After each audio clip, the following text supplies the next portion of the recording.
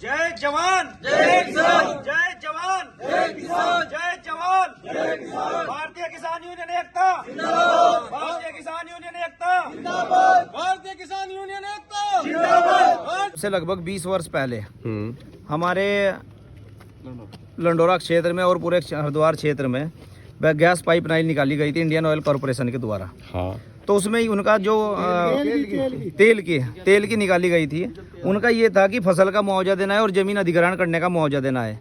तो उस वक्त तो किसानों को उन्होंने बहला फुसलाकर केवल फसल का मुआवजा दिया था और ज़मीन का कोई मुआवजा नहीं दिया था।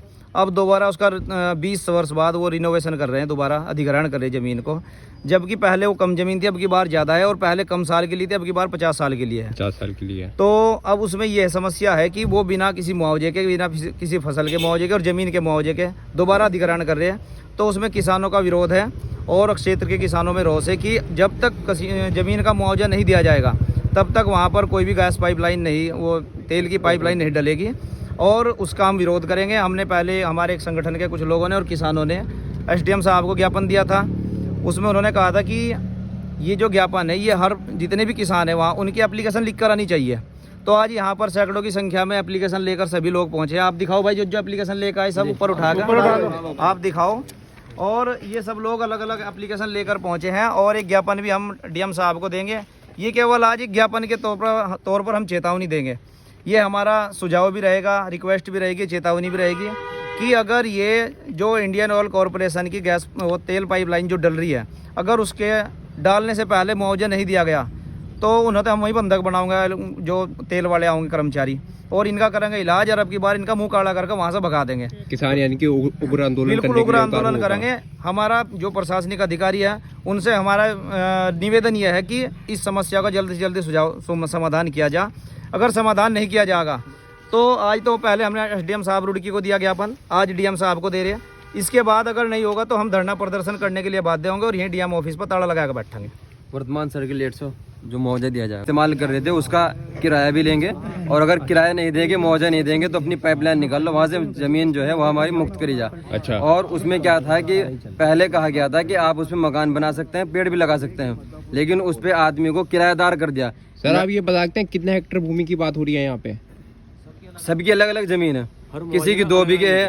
पहले क्या था कि कुछ मीटर में ली थी ज़मीन उन्होंने, जैसे 10 मीटर 20 मीटर, लेकिन खतौनी में जो काटी गई वो ज़्यादा काट ली गई। जहाँ 10 थी वहाँ 20 काट ली, जहाँ 20 थी वहाँ 50 काट ली, अपनी मनमर्जी चली गई। किसी की भी स्वीकृति नहीं थी किसान की, बिना स्वीकृति के ज़बरदस्ती डरा धमकाकर उन्हें जाल का खौफ दिखाकर ज़मीन कब्जाई गई और ये कहा गया कि आप उस पर मकान बना सकते हैं और पेड़ लगा सकते हैं, लेकिन वहाँ उसे केवल किसान को किराएदार बना देगा। अपनी ही ज़मीन पर किराएदार बना दिया, ना किसान वहाँ से मकान बना सकता और ना ही पेड़ लगा सकता। और 20 साल हो गए, लेकिन 20 साल बाद फिर 50 साल के लिए उसे रिन्यूअल कर रहे हैं और अब किसान जाग गया, किसान आक्रोश में है। ये बिल्कुल बर्दाश्त नहीं होने देंगे। अगर मुआवजा नहीं देंगे सर्किलेट के दर से तो अपनी जमीन वहाँ से पाइपलाइन निकालो और किसान की जो है ज़मीन है मुक्त करो। मैं किसान यूनियन एकता का राष्ट्रीय महासचिव और राष्ट्रीय प्रवक्ता हूँ।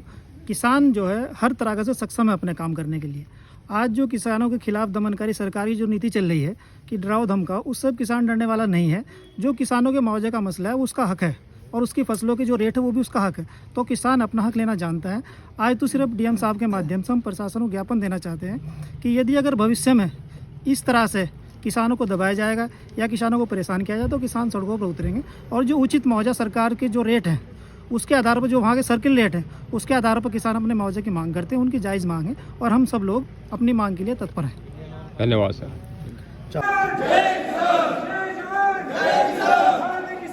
किया गया था जमीन का, उन्होंने ये आश्वासन दिया था कि अब तो हम फसल का मुआवजा दे रहे हैं, कुछ दिन बाद आपको जमीन का भी मुआवजा देंगे। लेकिन पाइप डल गई, लोग मान गए और उन्होंने केवल फसल का मुआवजा देगा, जमीन का मुआवजा 20 वर्ष से अब तक नहीं दिया। अब वो 20 साल की उसकी कैपेसिटी थी लाइन की जो डली गई थी। 20 साल बाद अब दोबारा वो उसका रिनोवेशन करने के लिए आए और अधिग्रहण जो पहले करते वो तो 20 साल के लिए था, अब की बार कर रहे 50 साल के लिए। तो हमारा इसमें मांग ये है कि जमीन का मुआवजा दिया जाए प्लस फसल का भी मुआवजा दिया जाए। और ये हमने एक ज्ञापन हमारे संगठन के कुछ पदाधिकारी और क्षेत्रीय किसान SDM साहब के पास गए थे। SDM साहब ने ये कहा कि जी आप लिखित एप्लीकेशन दिलवा दो सब वहाँ के जो लोकल के किसान हैं। तो हम लोग वो एप्लीकेशन भी आज सबसे लिखवा रखी, जितने लोग वहाँ के नहीं दिलवाई नहीं ये आपको दिलवा देंगे हम। नहीं वही दिलवा दो ना एसडीएम साहब के यहाँ जहाँ से कार्रवाई इनिशिएट प्रारंभ होनी है। जी जी वहाँ दिलाना ज्यादा बढ़िया है ना। जब उन्होंने कहा था कि एक एप्लीकेशन दिलवा दो जी तो आप लोग वहाँ दे दीजिए। वो तो वहाँ है, तो वहाँ एप्लीकेशन वहाँ दे दो। वहाँ की तीनों जगह तैयार की है। हाँ डीएम साहब की यहाँ भी तो आप यहाँ भी दे दो और हम वहाँ भी दे देंगे। ठीक है। ऐसा ना हम ये चाह रहे जी जो यहाँ से इस स्तर से कार्यवाही हो जाएगी, यहाँ से कोई आदेश चला जाएगा तो फिर वो हमारे लिए भी आसान हो जाएगा। जो डीएम साहब की ना तो डीएम साहब वाली आप यहाँ दे दो, वो अलग दे दो, वो हम यही भिजवा देंगे। एक आध आदमी भेज दीजिए। जी जी मैं